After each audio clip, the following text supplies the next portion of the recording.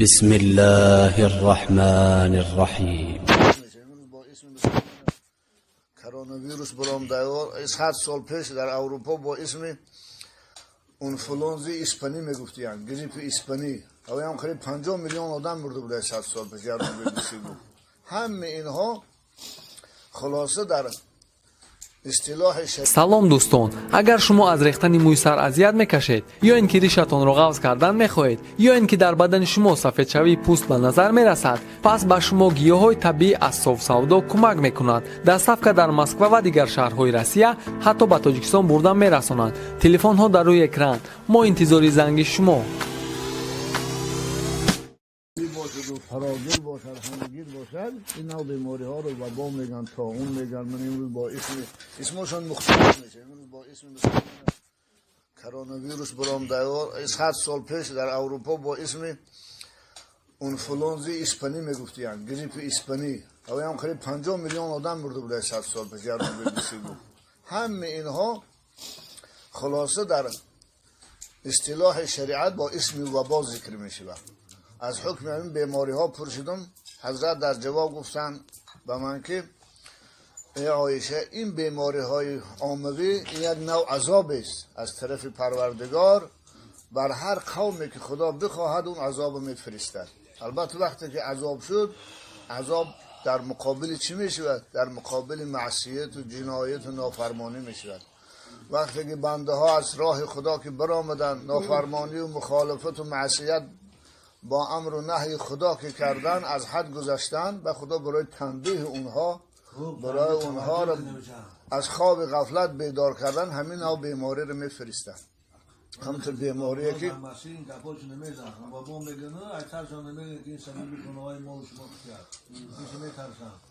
سبب فساد اخلاقی جامعه است، اینش نمیگم. فهم این خدا به حکمت نمیفرسته. خدا هیچگاه قوم عذاب نمیکنه وقتی که صالح باشن. این آیه صریح قرآن است. خلاصه کلام، وقتی که عذاب که باشد دیگه فهمید که عذاب در عوض چی می بیاد؟ در عوض معصیت و گناه می بیاد. وقتی که بنده در روی زمین که مخالفت خدا کرد، واقعا در این 20 سال اخیر فقط یک خونریزی ها رو میگویم. شما یا تصور کنه، تصور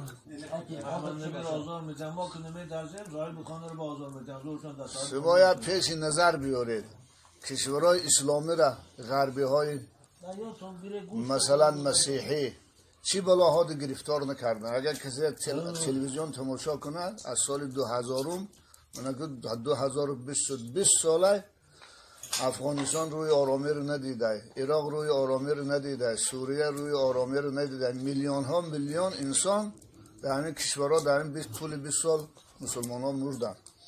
شما حال مهاجرا، گریزهایی که در بدر شدن، بازی در ترکیه 4 میلیون سوریگی هست. اونایی که بیچاره آب خطی می رفتن، هزارها هزار مسلمان در آب غرق شد. اونایی که گذشتگی یه حال تباه کردن کشورها هستن. خلاصه این بلا رو در سر مسلمانی کی آورد؟ اروپایی ها آوردن. خطایی ها باشه در خطای بدبخت نسبت اویغورها، نسبت مسلمان های خطای ببینید چی روز سیاه آوردن. حتی بی بی سی رو تماشا کردم، من خودم بی بی سی خبر داد 5 میلیون جوان مرد مسلمان و زن و مرد مسلمان رو در یه لگیرها مخم کردگی، هر روز مجبورشان عرقشان میدونن، گوشت خوکشان میدونن، گوشت های حرام خوشان میخوردگی نمیدونن، از نماز خواندن از اینو منع کردگی. خوب بالاخره طغیان انسان که از حد گذشت به خدا فرستادن بیماری را. حاضر حساب کنه 80% مرگ و میرهای این بیماری از جانب کافرای اروپا. خود من امریکا که سرورشون است، لشکری که کلانشون است، قریب 1.5 میلیون زیاد گذشت مردمش که مبتلای همین کسل، قریب 25 26 27 هزار آدمش مرد. ولی آینده معلوم نیست با چه دیگه ما. اروپاش هم همین خیلی. اروپا 1.5 میلیون امروز زیادتر اگر رفت و بیماری همین وبا مبتلا شده باشه، 80% اروپا و امریکا هستن. با خطای است مثلا بعد دیگه کشورها. خلاص این عذاب خدا سری امراض آورد. البته وقتی عذاب الهی که اومد، عذاب عام میشه. البلیه تو اذا نزلت عمد میگن عرب ها. بلا وقتی که نازل شد با خشک‌تر میسوزد. از این خاطر حضرت دوامش گفتن و ان الله جعله رحمتا للمؤمنین. اما این عذاب که بالای کافرات عذاب است، اگر رفت و یگان مؤمن یگان مسلمان در این عذاب الهی، در این عذاب عاموی اگر رفت و هلاک شود و انشاءالله درجه شهادت میبره. چرا که برای بنده مؤمن رحمت است. بنابراین حضرت من کسی در بیماری طاعون وفات میکنه یا بیماری کرونا ویروس وفات میکنه مقام شهادت داره، درجه شهادت میبره. برای اونها عذاب است، برای اونها حسرت است، برای اونها خسارت است، اما برای بنده مؤمن رحمت و شهادت است.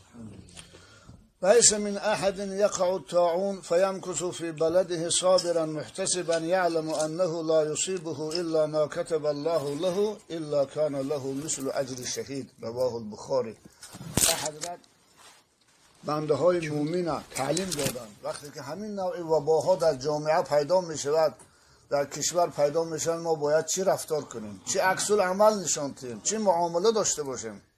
حضرت گفتن که در کدام شهری مسلمان نشینی اگر رفت و همین نوع بیماری ها پیدا شد، باید بنده مومن با صبر و احتساب در شهرش در خانهش بشینه، صبر کنه و احتسابش معنی است این طلب ثواب، امید ثواب از پروردگار بکند که در عوض این بلا، در عوض این امتحان خدا به من اجر میده، پاداش میده، ثواب میده. با یقینا این اعتقاد داشته باشد که اون چی خدا برای من نوشته باشد همون من به میرسد. اگر مرگ من خدا با همین تقدیر کرده باشد ما راضی هستم، مقام شهادت میرم. لیکن اگر رفت و قضای الهی به مرگ من نرفته باشد، نوشته نشده باشد، 100 کرونا ویروس هم که بیاد من انشاءالله نمیمیرم، زنده میمونم. باید هم تو عقیده داشته باشد. این خیال نکنه که این بیماری حتما منو میکشه. نه، خدا نوشته باشد میکشه. خدا نوشتگی نباشد، در دهان کرونا ویروس هم کروی، در کامش هم کروی، خلاصه نمیمیری. انا کسی که با همین اعتقاد در خانهش نشیند و صبر کند و طلب و امید ثواب کند، خدا هم براش اجر یک شهید میده. حتی زنده هم موند ثواب شهادت میبره. اون مردگیش که شهید میشه، مسلمان مردگی، مسلمانی که نمیره و زنده موند ثواب شهادت اجر شهید میبره. بنابر خاطر همین حضرت عایشه مادرمان حتی حالا من کرانتینه که اروپایی ها امروز رعایه دارن، یگانه راه برای پیشگیری این بیماری یگان کرانتین است. این خانه نشینی. کشورها رو بستن، نه کسی از کشور خارج میشه و نه کسی از خارج کشور رو میداره. تمام دولت ها امروز بسته. 95% سمالیات ها در ایرپورت ها خوبه. این خسارت مالی اقتصادی که اون قدر رسه، این مرگ و میرها زیادتر است. لیکن جای دادستان گفتن ندارن، برای که نه تانک هاشون بکار میره، نه کشتی هاشون بکار میره، نه سمالیات و نه راکت و نه بمب هاشون، همه زمینگیر شده هستن. برای یک دشمنه که اون دشمن با چشم نمیبینم. البته این عالم همش لشکر خدا ہے و ما یعلم جنود ربک الا هو. این لشکری های خدا رو خدا خودش میدونه. حالا یک مخلوق ضعیفترین و کوچکترین خدا عذاب کرده است. اگر رفت یک سیاره رو فرستانه جانب زمین، یه جرم آسمانی رو فرستانه روی زمین، چی بشه حالی ساکنای زمین؟ بنابراین همش از لشکر خدا ہے. از این خاطر باید بنده مومن در این حالت ها حضرت گفتن چیکار کنه؟ گفتن وقتی که اذا سمعتم به بارض فلا تقدموا علیه و اذا وقع بارض و انتم بها فلا تخرجوا فرارا منه.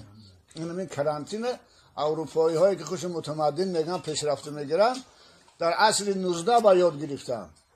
حضرت گفتن که وقتی همه خیلی بیماری های سرایت کننده در شهر شما پیدا شد، وقتی که در شهر شما پیدا شد گفتن از شهرتان بیرون نشوید. اما وقتی که از بیرون باشید و بفهمید که در فلان شهر همه خیلی بیماری پیدا شده است، در اون شهر وارد نشوید.